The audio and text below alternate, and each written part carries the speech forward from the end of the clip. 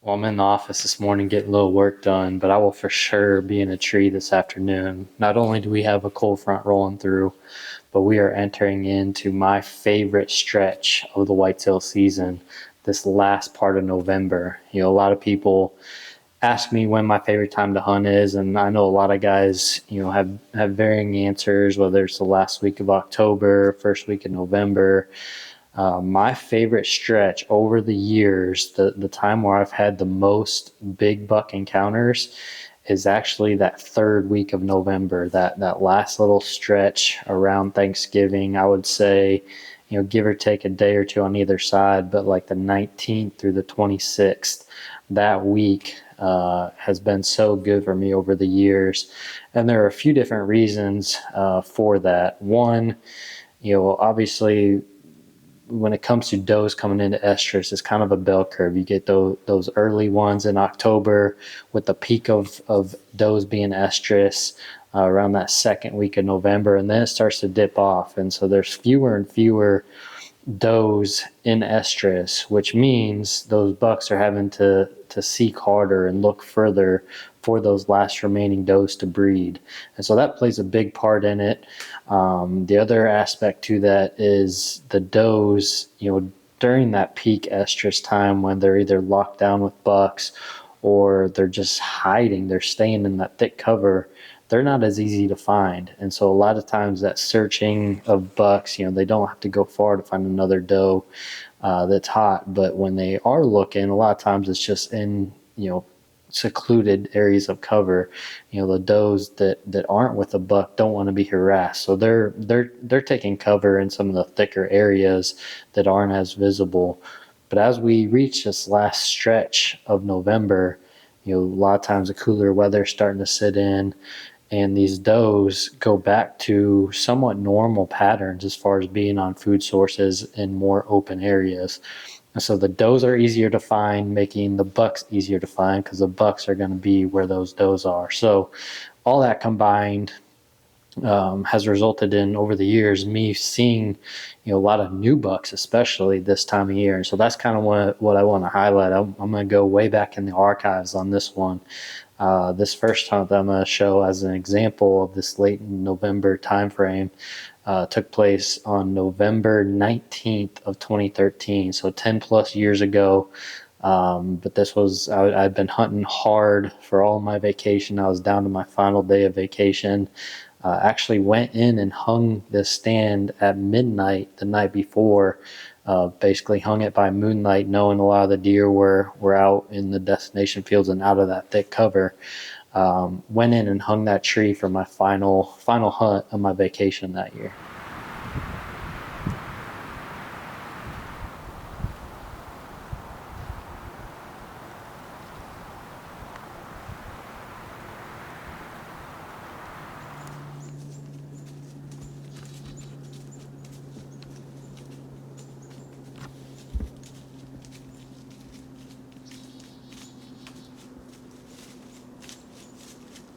Right. Right.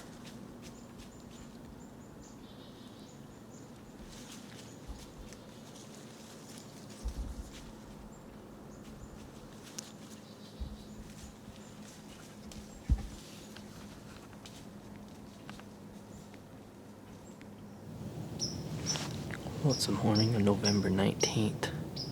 It's a beautiful morning, nice and cold, calm finally. It's already been an eventful one as well, as I had a big nine that I'm very familiar with on this farm. I walked into point blank range, 10 yards broadside. And unfortunately, I just couldn't get him to stop long enough to get the camera on him, as well as get drawn back and get a shot. What I actually did was I hung this stand a little before midnight last night, while the deer were off clear to the south feeding in the ag fields. Full moon, clear sky. It was really bright last night.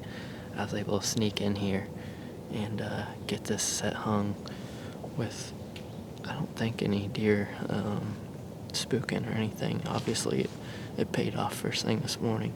Today's my last day of vacation, so decided to get a lot more aggressive, and hopefully it'll pay off. It's been a cool morning so far.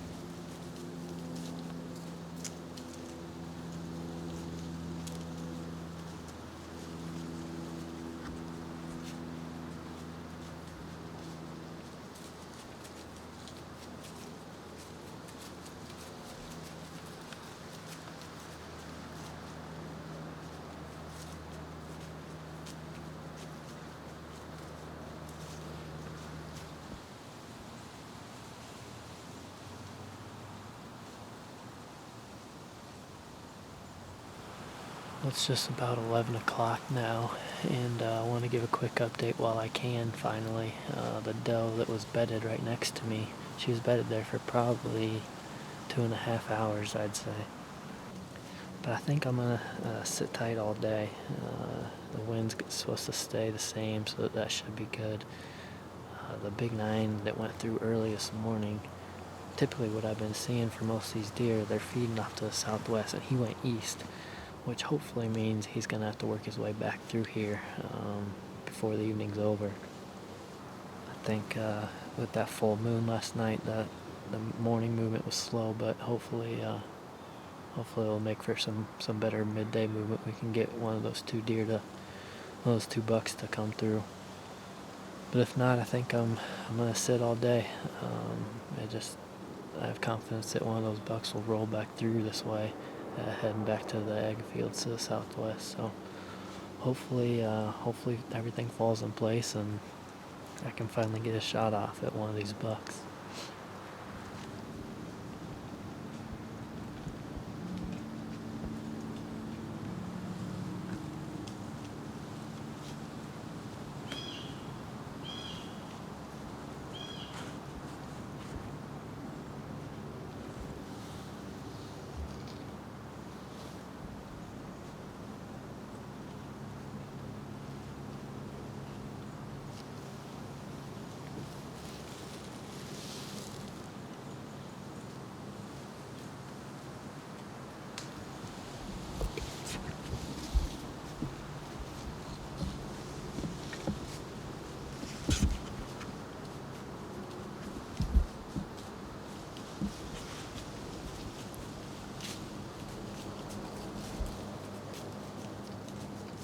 Right. Right. Right.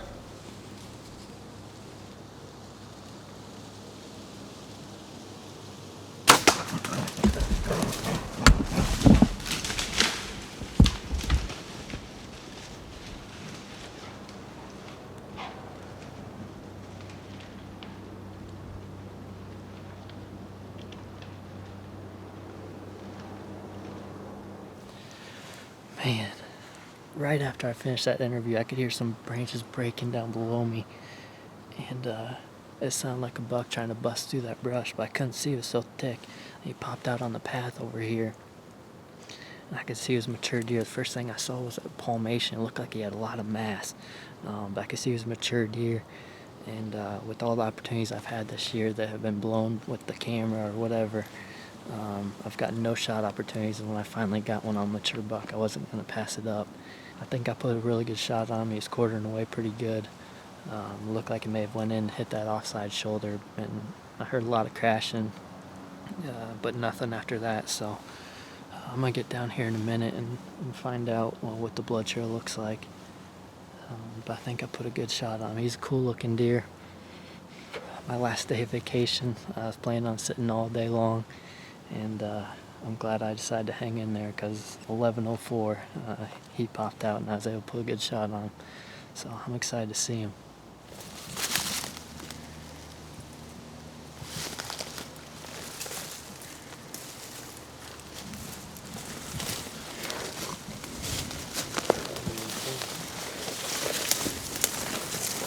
Step right on.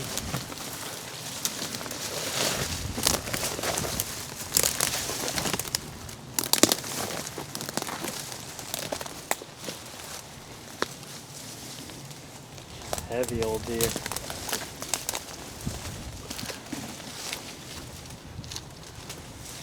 Well, that's a fun one to look back on. That deer ended up being a 6.5-year-old.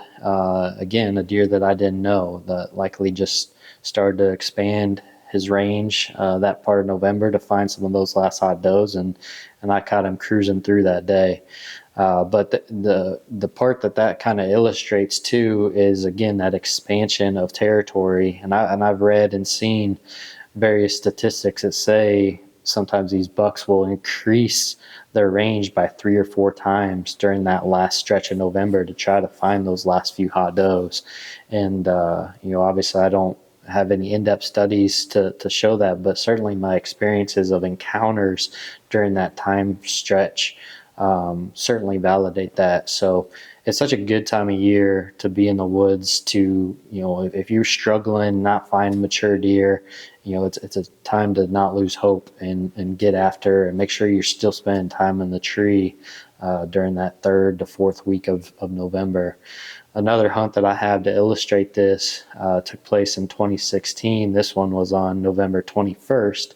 So again, in that same time window. But I'd been hunting hard, had a lot of encounters with really good deer. But again, I went and hung this stand prior to daylight in just a little patch of cover, and caught up with a really good buck that was cruising through. Again, a buck that I hadn't seen prior, but it likely was expanding his territory during that last stretch. So this was another fun one to look back on.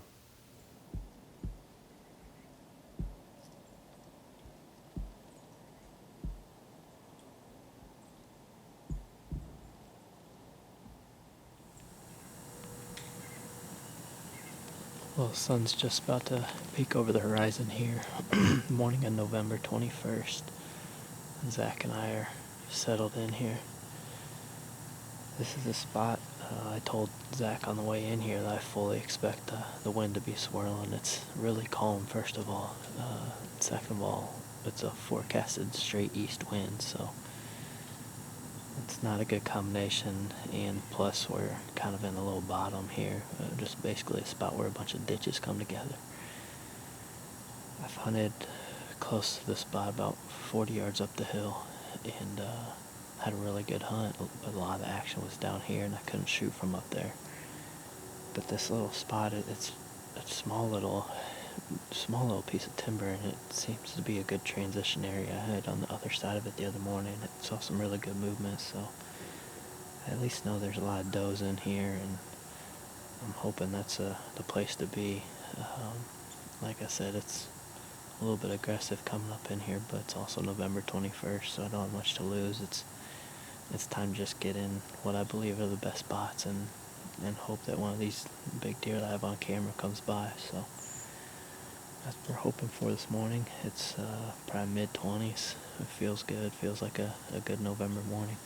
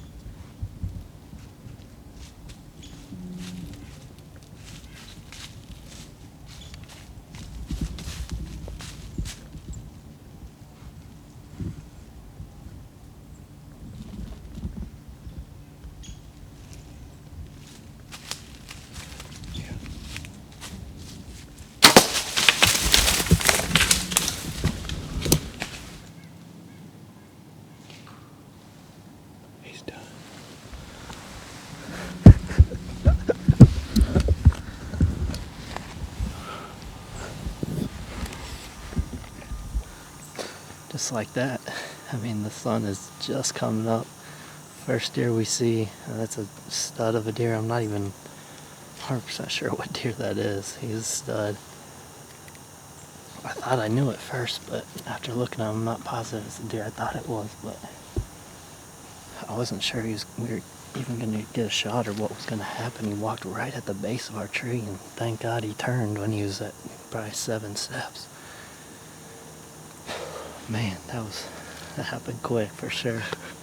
That's a stud, dude. That's a stud.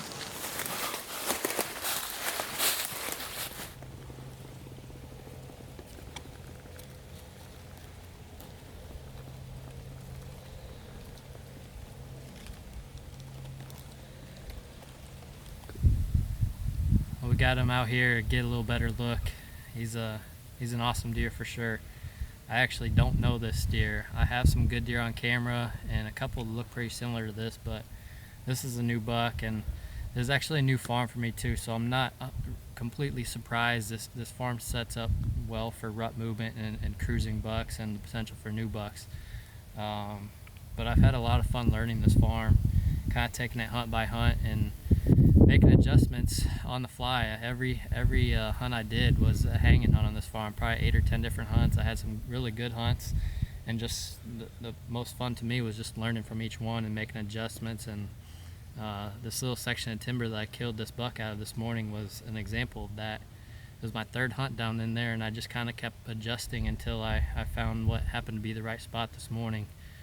It was a fun hunt. He was the only deer we saw, and it got interesting. I didn't know for sure I was going to get a shot. He just started walking right to the base of the tree, and thankfully he turned when he was about 5 or 7 yards. He turned broadside and gave me a shot, and he didn't go far, obviously, but just an awesome deer, awesome way to end the bow season. It's been a long grind of a November for me.